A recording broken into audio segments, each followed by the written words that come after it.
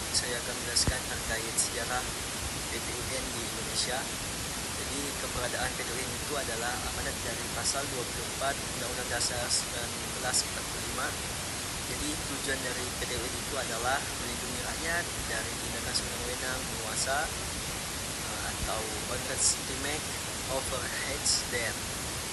Lalu pada era 1986,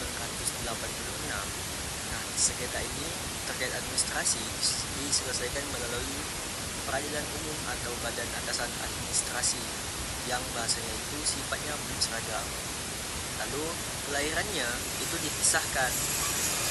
disahkan Undang-Undang Nomor 5 Tahun 1986 pada tanggal 29 Desember, tepatnya 1986. Lalu kita beralih juga kepada masa transisi.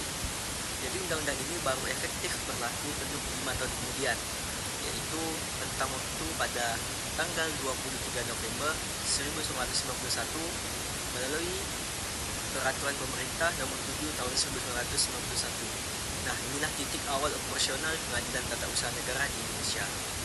Lalu kita bahas ke pembahasan selanjutnya, yaitu kompetensi PTUN. Jadi dalam hukum acara kita mengenal dua jenis kompetensi. Jadi yang pertama itu adalah kompetensi absolut.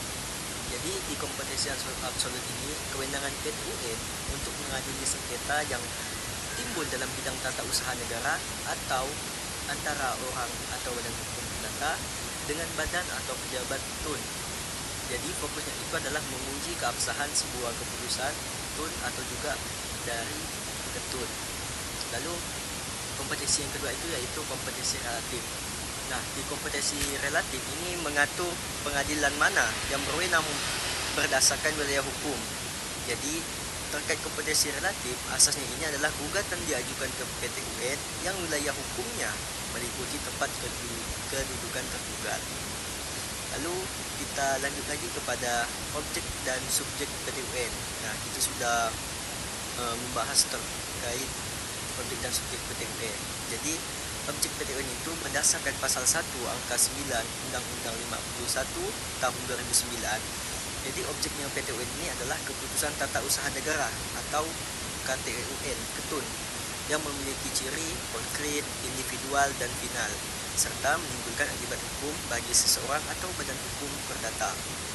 Lalu dari sini nih, pasca Undang-Undang Administrasi Pemerintahan yaitu Undang-Undang 30 tahun 2014, objek ini diperluas mencakupi tindakan faktual pemerintahan. Lalu kita beralih ke pembahasan subjek PTUN. Nah, tadi kan kita sudah menjelaskan terkait objek, kita jelaskan kembali juga terkait subjeknya. Jadi subjek PTUN ini terdiri dari penggugat, yaitu orang atau badan hukum perdata yang kepentingannya dirugikan oleh ketun. Lalu yang kedua itu adalah tergugat. Tergugat itu adalah badan atau pejabat TUN yang mengeluarkan keputusan berdasarkan wewenang yang ada padanya. Jadi tergugat ini adalah badan atau pejabatnya yang ada kewenangan. Lalu kita lanjut ke pembahasan kita yang ketiga, yaitu bagaimana sih alur penyelesaian sengketa. Jadi proses di PTUN ini memiliki karakteristik khusus yang tidak ada di peradilan perdata. Jadi apa sih karakteristik khusus yang tidak ada di peradilan perdata? Yaitu yang pertama itu adalah prosedur disemisal. Jadi dalam prosedur ini ketua pengadilan berwenang memutuskan lewat penetapan apakah gugatan layak dilanjutkan atau tidak. Nah, contohnya itu yaitu salah alamat atau objek bukan ketun. Bisa saja objek yang diajukan itu adalah acara perdata atau juga terkait hutang. Lalu ada pemeriksaan persiapan. Jadi, hakim juga wajib memberikan arahan kepada penggugat untuk melengkapi gugatan yang kurang jelas. Nah, jadi ini adalah asas dominus litis, yang berarti hakim itu bersifatnya aktif. Lalu sidang juga ini di PTUN itu sidang terbuka untuk umum. Jadi seperti pembacaan gugatannya, jawaban tergugat, replik serta dupliknya. Lalu adanya namanya juga pembuktian. Berdasarkan pasal 100 Undang-Undang 5 1986, alat bukti itu terdiri dari yang pertama itu surat atau tulisan, lalu keterangan ahli, keterangan saksi, Nah, di keterangan saksi ini minimal itu adalah 2 orang saksi. Lalu ada juga namanya pengakuan para pihak. Lalu terkait pengakuan para pihak ini, itu adalah pengakuan atas hal-hal yang sudah dilakukan atau terjadi. Lalu terkait itu yang selanjutnya adalah pengetahuan hakim. Jadi inilah hal-hal yang memang pembuktian itu. Lalu juga ada namanya putusan. Nah, hakim dapat memutuskan gugatan tidak diterima, dikabulkan, ditolak ataupun gugur. Lalu kita lanjut kepada pembahasan kita yang kelima, yaitu asas-asas hukum acara PT UN. Nah, asas-asas ini adalah fondasi yang membedakan PT UN dengan peradilan lain. Jadi inilah yang membedakan antara asas di acara perdata, acara pidana dan lain-lainnya. Nah, asas apa saja? Yang pertama itu adalah asas praduga prematin.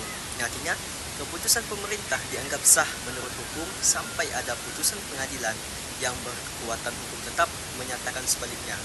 Nah, oleh karena itu, gugatan itu tidak menunda pelaksanaan keputusan tersebut. Lalu ada juga namanya asas dominus litis. Jadi hakim itu berperan aktif dalam proses persidangan untuk mencari kebenaran material, dan juga karena ada ketidakseimbangan posisi antara rakyat dan penguasa. Jadi hakim juga harus bersikap objektif terkait ketidakseimbangan antara rakyat dan penguasa. Lalu asas yang ketiga itu adalah asas erga omnes, yaitu putusan PT UN berlaku bagi siapa saja, tidak hanya bagi pihak yang bersengketa, berbeda dengan perdata yang sifatnya antarpersonal. Nah, terus ada juga asas gugatan tidak menunda pelaksanaan ketun. Sesuai pasal 67 ayat 1 Undang-Undang 5 tahun 1986. Jadi itulah yang dapat saya sampaikan. Semoga bermanfaat bagi kawan-kawan. Assalamualaikum warahmatullahi wabarakatuh.